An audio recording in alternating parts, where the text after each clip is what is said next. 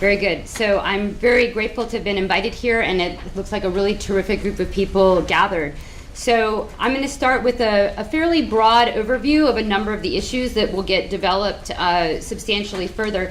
Before I kick off, I do want to reiterate I'm here on my own as a Stanford professor, but I have had a lot of interactions with this industry with a variety of firms, including platforms as well as advertisers and other industry participants, including several of the cases that were referenced just now. So to start out, I want to really just take a few moments about the role of advertising. And I think most of the industry participants here today don't need to be convinced, but one of the frustrating things as an economist, as I went out in the early days to educate people about the issues that are coming up in digital advertising, was that so many people think about their experience as a user, and they think well, these advertisements, I never click on them, they don't matter, nobody measures them, they're not very important for the economy. And I think it's just really important, I think, to underscore the crucial role that advertiser plays in the economy. And I appreciated that coming from the perspective of advertising platforms, but I appreciated even more working with startups in Silicon Valley and so on. And so when you think about being a young company going to get funding, the first thing you need to do is figure out your customer acquisition cost. And basically, you don't get funded if there's not a path to scale your business. You're going to be put in a bunch of fixed cost investment, but you're going to make a plan for how do I expand, which markets do I go to, which countries I go to. And the small changes in the cost of advertising can actually make or break a company. And then even with a large well-established, multi-billion-dollar company, if there is a change that affects, the cost of clicks on Google or the efficiency with which you can reach consumers through TV, that is material. That's a board-level discussion. It affects the bottom line, and again, it really affects strategy and investment. Another things that I've been involved in, both from the antitrust perspective and from the industry perspective, is just how does this affect consumers? The fact that these advertisements are what's alerting you to the existence of new products. When a company, people don't even know what your product is, you need advertising. You can't survive without it. And then later, when you're doing price competition, again, it's a very important way. So we should all know this, but especially for economists, I get very frustrated when people think advertising is important, because how do we think people get information? How do we think the economy actually works without this in the middle? And then, it's also easy to forget the content producers and what their incentives are. And I've actually spent a lot of time myself studying the news industry. And that's something where you have to get up every day and decide where to send a reporter, how much to pay a reporter. And as we see, they have stopped doing that quite so much in a fairly large way. Newsroom employment has gone way, way down per unit of population. And so when you're basically having to make an economic decision every day for the return on investment of your R&D. You're doing R&D, and it only pays off if you can get consumers. And of course, how you get consumers is also affected by all of these platforms, how many consumers you get, and certainly how much you make for consumers is affected by the ad platforms. And so generally, our democracy, our markets, at the very core, advertising is crucial. And then, of course, we can think about all these consumers of content, and how do you think why do you think all these things that you find on the internet exist? Well, they exist either because they're reaching consumers by finding them by advertising, and then they're monetizing with advertising once they get there. So the kind of canonical economics view about the economics of advertising is to think about it as a two-sided market. And some of the early economic theories really were kind of motivated by traditional media. And the idea is that media is basically a platform for matching advertisers and users and consumers, viewers. And so the viewers are just going to choose which content, about how much they like the quality of the content and maybe the ad load. And the advertisers are just trying to reach an audience, and so they look across all the content and see how they can piece it together to reach the audience that they're interested in. And then from the perspective of the media, they're basically trying to get a hold of these consumers and then basically auction them off to advertisers. And they're basically selling access to the advertisers. And of course, especially in the news media, there were problems of having sort of local monopoly. And in fact, one of the main roles of Antitrust for news for a long time was actually like they were badly behaved monopolists instead of now kind of barely surviving things that we need to subsidize. And it's really interesting how just the change in technology took them from one extreme to the other. And the main thing in the old world was that they, for a variety of technological reasons, had sort of unique access to a set of consumers. And when you have that, you can then really exploit the advertisers for access to those consumers. But one of the things that changed in the digital world was the fragmentation. So when I think about TV, I started working in this digital part of the industry in 2007, and at that point, things had gone very quickly with search and display advertising, and so there was a group of people that thought that sort of TV was going to follow very quickly. And there were very heated arguments within the industry about sort of whether TV would move sort of quickly to look like digital or not. Most of the people who had been in the industry a long time were on the side that it was not going to move fast.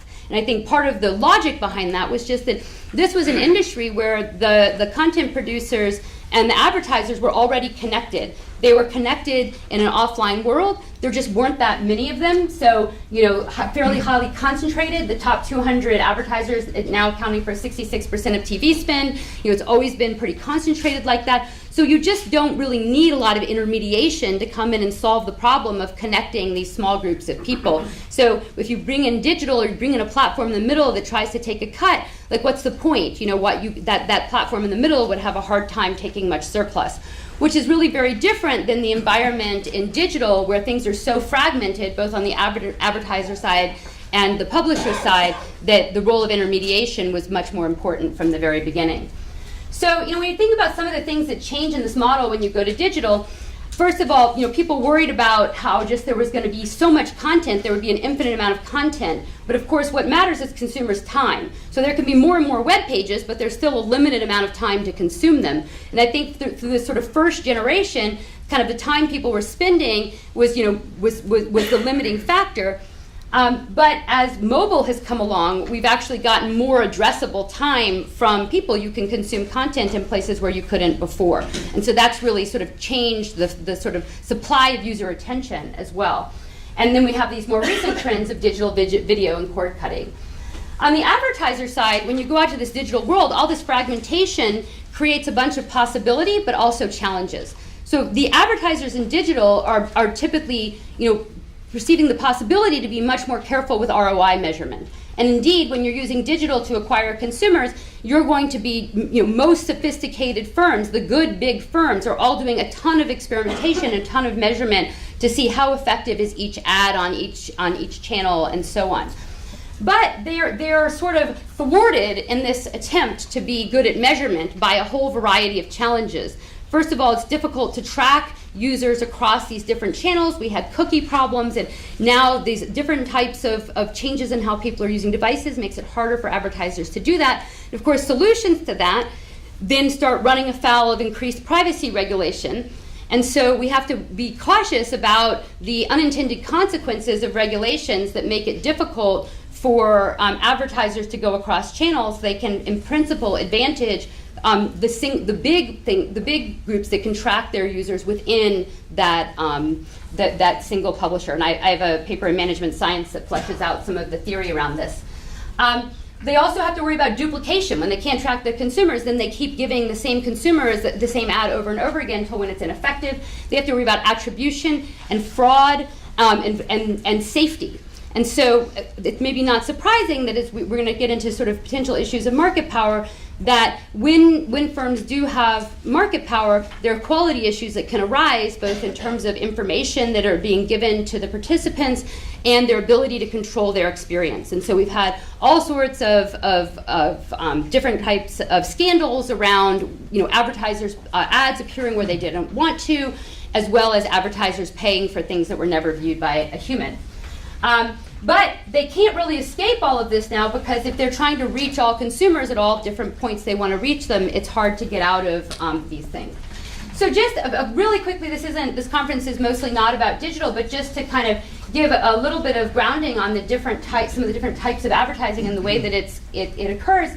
Search advertising was the early, really super profitable thing. as users, we all think about that we do a search on Google or Bing, and then we see an ad there. So we can think about this as this is like first party, that Google has an ad platform that serves ads directly for Google. It's also a form of native advertising where the ads are specifically designed to be effective on Google. And one of the things that's really special about search is the consumer goes there hoping to click on a link. That is their goal, to put in a search and click on a link. And so if you show an ad that gives you a link that might serve your need, you're really in the mood to do something right that second. And even if you see that same consumer somewhere else doing something else, if they're surfing Facebook, they're actually not in the mood to click on a link to buy auto insurance. That was 2 hours ago. And so they have sort of a temporal monopoly on the person's attention of a specific sort. They're able to both identify it right at that very moment. And so they've been able to really sell access to their users.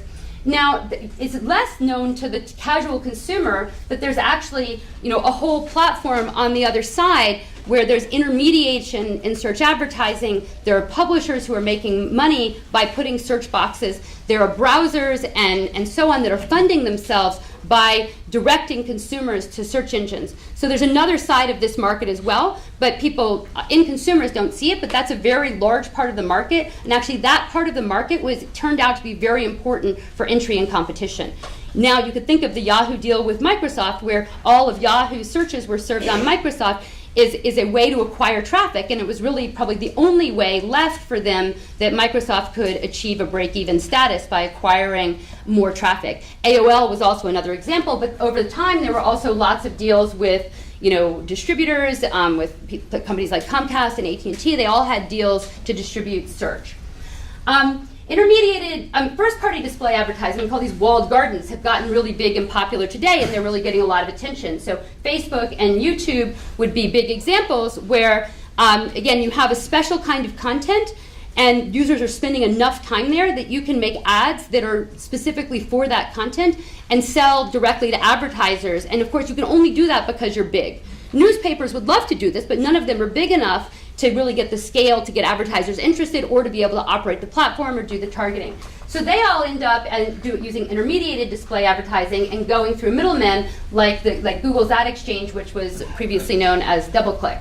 And that's a way to intermediate between publishers and advertisers. And competition at that level can be very, very important, because if you think about, you have two advertising exchanges competing against each other. They're both kind of giving publishers money. That's like perfectly substitutable. Money is money to a publisher. And the advertisers are trying to reach users. If you have two of them that are similarly sized and are monetizing similarly, that's a very tough competition. In fact, it could be like kind of zero profit competition, where all the advertising dollars go straight to the publishers. But partly because it's so cutthroat and there's so many economies of scale, you can be very vulnerable to having one company get big and then taking a lot of the surplus. So the advertisers pays money, but only a small amount of it goes to the publishers. So competition among these exchanges is super important. It's a very complicated industry. You could spend 2 hours explaining how the digital industry works. There's ad exchanges, ad networks, supply-side platforms, demand-side platforms. They've all been renamed and rebanded 1,000 times. But all of these parts of the industry tend to be pretty concentrated. And so we have to look out for what's happening in all of them and also interplay between the different markets.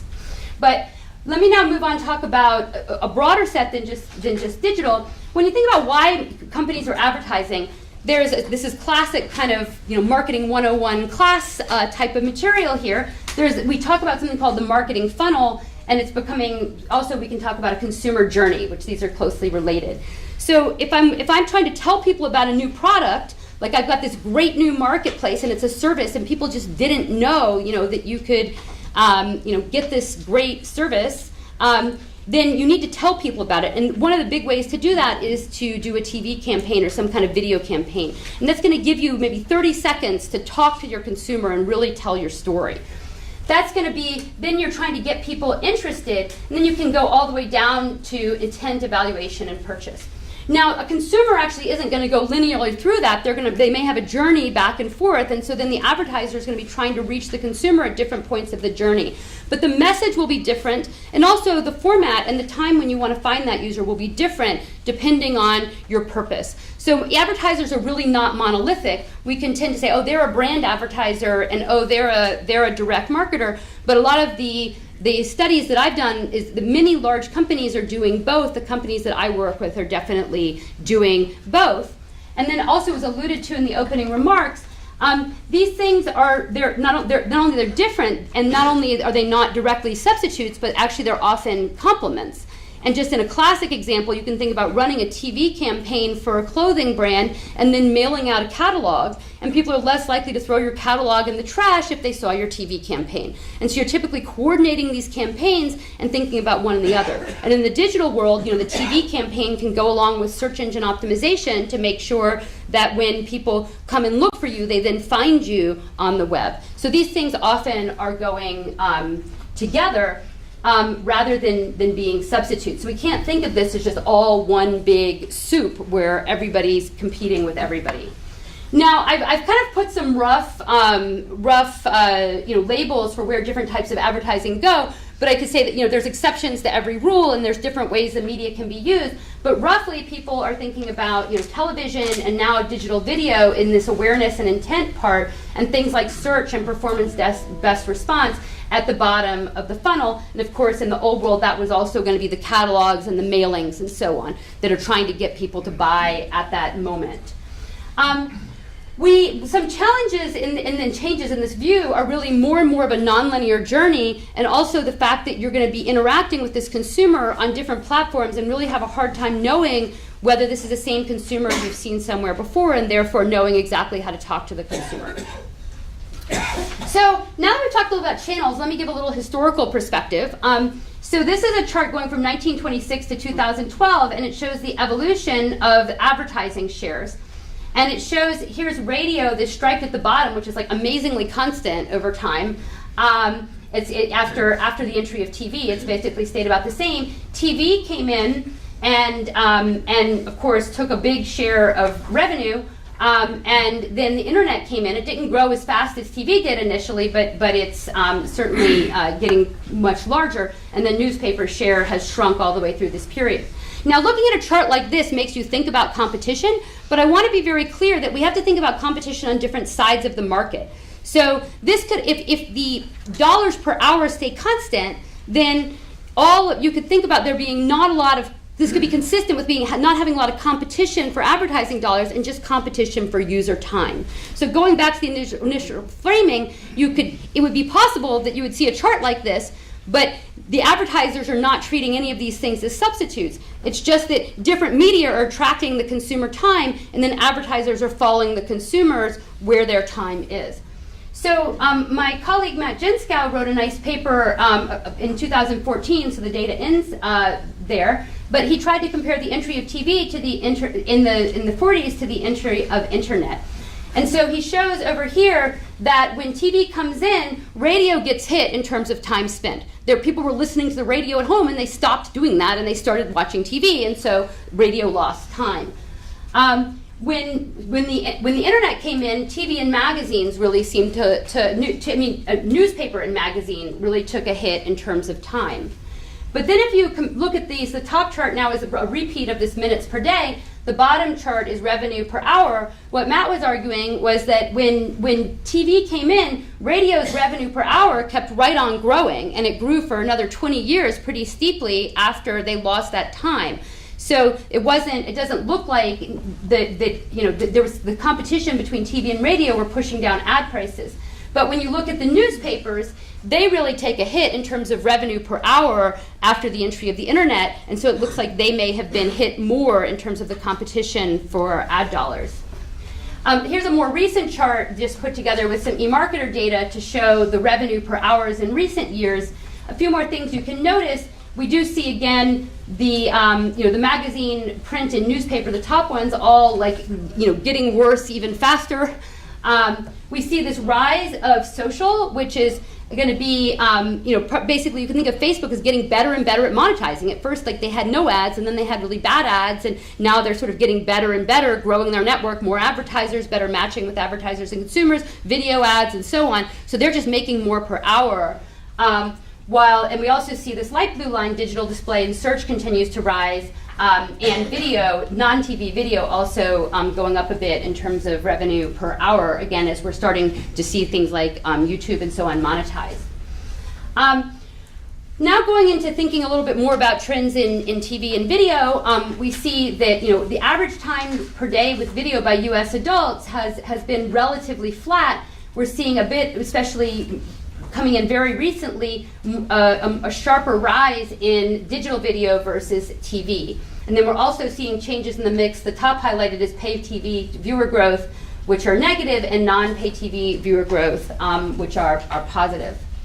And then I also want to highlight that some things are changing actually very rapidly, very recently. So this picture is just showing how, according to PubMatic, that digital video ad spend went from 83% desktop in 2017 to 54% in 2018. So just a very rapid sort of shift of advertising dollars just like in the last year.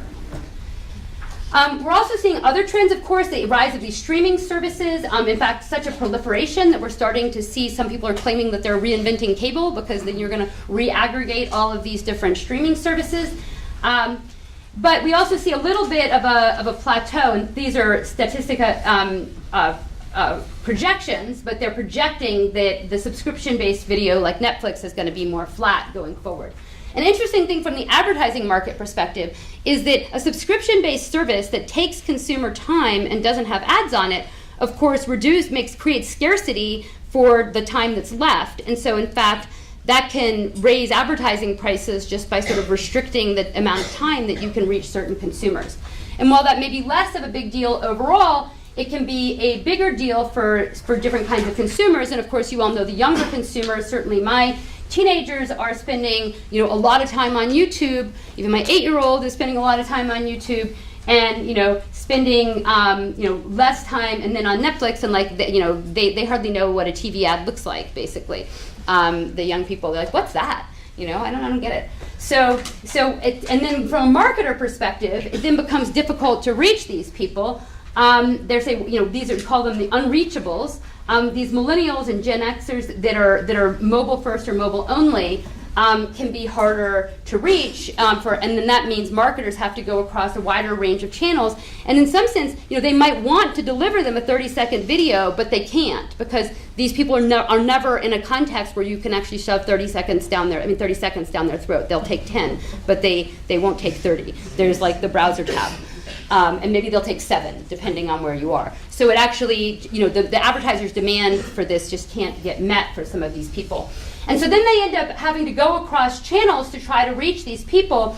And you can think about, there's going to be some inefficiencies because when they go from add in desktop to TV, they're going to reach some people they already reached, and that's going to be inefficient. When they add in mobile, they're going to double the reach again, but they have to go there if they want to get this other set of consumers. So these are some of the challenges that advertisers would have. A few other kind of trends to highlight. We're certainly seeing, changes in monetization models for publishers broadly. So for a while, the idea was that, and a lot of economists, I was very skeptical actually about how successful newspapers would be in reintroducing subscriptions.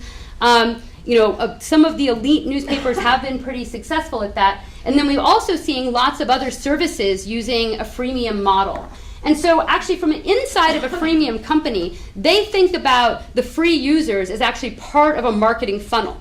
So they're going to attract users. They'll show them ads to kind of keep the lights on and pay for the services. But actually the main reason to get all those free users is that it's a conversion funnel that some of them will then convert into paid users, or they'll also attract more friends to get paid users. And they need scale economies. They may need lots of users in order to optimize their algorithms if they're recommending music or something else.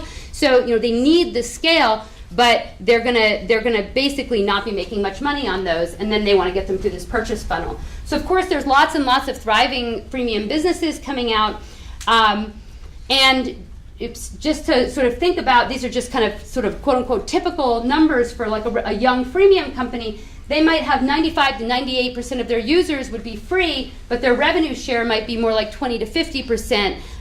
because the ads are just not monetizing them that well, while 2 to 5% of the users are covering the rest of the revenue from the subscription. But from those kind of numbers, you can see that if you have a middleman that's taking a large share of the advertising money before you get it as a service, that's going to be a big problem for you. And even cutting the margins of all the intermediaries a little bit can make a big difference for investment in, picking the right songs for people and new innovations in providing these services that we all love. So small increases in efficiency can make a big difference.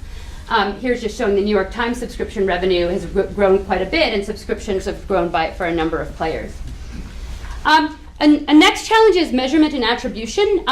As I mentioned to start with, advertisers are trying to get better and better and really putting, there's huge R&D teams. There's actually probably 100 PhD economists out there whose full-time job it is to do advertising analysis for top firms, especially tech firms. But they face challenges. Some tech economists who are working inside of tech companies have papers showing that the signal-to-noise ratio is just really hard. But then not running experiments is really difficult. You don't get enough data. It's hard to measure success. But then if you don't run them, you get really misleading results. Companies are still using a lot of fairly crude tools. So just as an example, when you're going across channels, the standard thing to do is what's called a marketing mix model.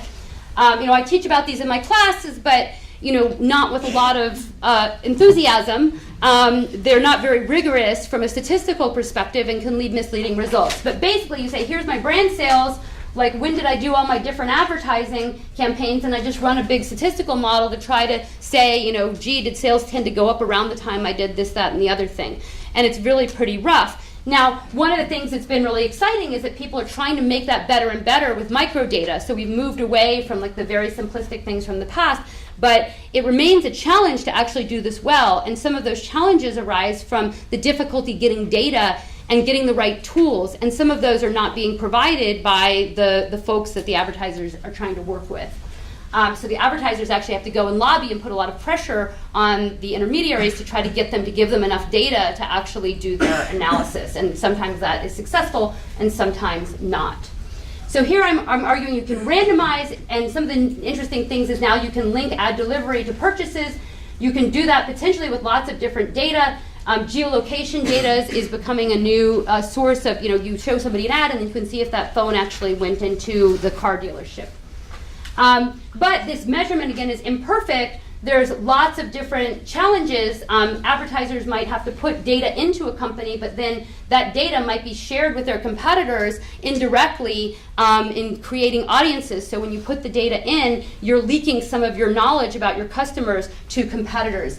And then we're having, again, this big focus on location, but some people have a lot more access to location data than others. The advertisers have also been saddled with problems of targeting delivery, that they ask for things and it's not getting done the way they specified. They have viewability problems, so you're paying for ads that no human could ever have viewed. You have fraud, that publishers are just faking impressions entirely.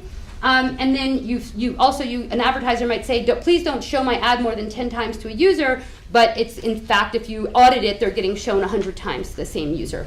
And so all of these are sort of symptoms of also an immature industry, but also sometimes insufficient incentives to provide high quality. And there's been, a bunch of attention in the industry, and some of the industry associations have, pushed here. We've got this P&G tells digital to clean up, lays down new rules, and so on. And just here's one of the studies that was done that sort of kind of targeted a lot of this. You had gross impressions, so this was what the advertiser was paying for. The legitimate ones was a smaller set, and they found this was an audit study that was done by, and only 43.2% of the impressions that were paid for were actually possibly getting shown to someone. And forget about if they actually scrolled down the screen and actually saw it, but they even would have been possible for them to see it. So, these are, well, this is a little bit strong. There was some accounting for that in the viewability, but a lot of fraud and waste. So let me this is of course an antitrust agency here, so I've been talking more from an economics and business perspective in the talk, but let me just close up with a few thoughts from antitrust perspective. First of all, has been very well documented in search and in other related markets. Every time you look at these, every textbook treatment of all these things, you start with economies of scale. More users, more advertisers, more users, more data, better algorithms, fixed costs of all the R&D, all the science, and so on. And in particular, one of the places where economies of scale are the most important, and I really feel this acutely having worked with a well-funded startup inside of Microsoft that was a search engine that had 6% market share when I started working with it, as well as lots of actual startups. When you're early days in a platform setting, trying to get enough scale is really crucial. That's when you're very vulnerable, and anybody that does something either accidentally on purpose that pushes you down, for some reason Google's algorithm, kicks you off the page for a little while, that's like make or break for these firms. And so anything you can do to stop someone from solving the chicken and egg problem, stop them from getting a toehold is incredibly important. So I spent a lot of time in search thinking, where could you get a chunk of users that could actually get that scale going? If you were somehow excluded from getting those, that would be very challenging to ever get started. Market power is ubiquitous but not inevitable in ad tech. And so we do have examples where there are competing platforms. Even now, like Uber and Lyft, a lot of surplus is going to drivers and users while they subsidize every ride. You can read about it in all their filings, right? So especially in the time of intense competition for the market, you can everybody anticipating that, hoping in the future to have more pricing power, they will subsidize on the way up the scale curve, and stopping that competition can be challenging for a welfare perspective. And generally, we just need to be very cautious at the entry point where somebody's coming in and trying to gain scale against an incumbent, that's a very delicate matter, and they can be squashed pretty easily along the way. And again, I've talked about some of the consequences: low quality, low transparency, high prices, high take rates of the intermediaries. Product markets that rely on advertising function less well and are less competitive, and entry of all the companies that we know and love that have brought us so much surplus can be jeopardized if these markets don't work well. So this is just a summary slide. I think I've covered most of the points, but just really to sum up, advertising plays this outside role. Competition and efficiency are super important. Media is traditionally been viewed as this two-sided platform with monopoly power over users and selling access to advertisers. Things have gotten much more complicated, and that creates all sorts of issues on both sides of the markets, the publisher side and the advertiser side. Video is now this big digital battleground for consumer attention. But seeing what's going to happen on the advertising side of the market will be quite interesting. So we can see the consumers moving, but what is that going to do to the advertising markets? That's really the big open question that we're all grappling with. The advertisers are going across media for balanced audience reach, but their tools are still maturing. And I think a lot of these quality and fraud issues are really just starting to get the full attention that they deserve. And I'm hopeful that as people go out and measure and they get educated about what's going on, they can do a better job, identifying problems and getting better quality services for all the participants.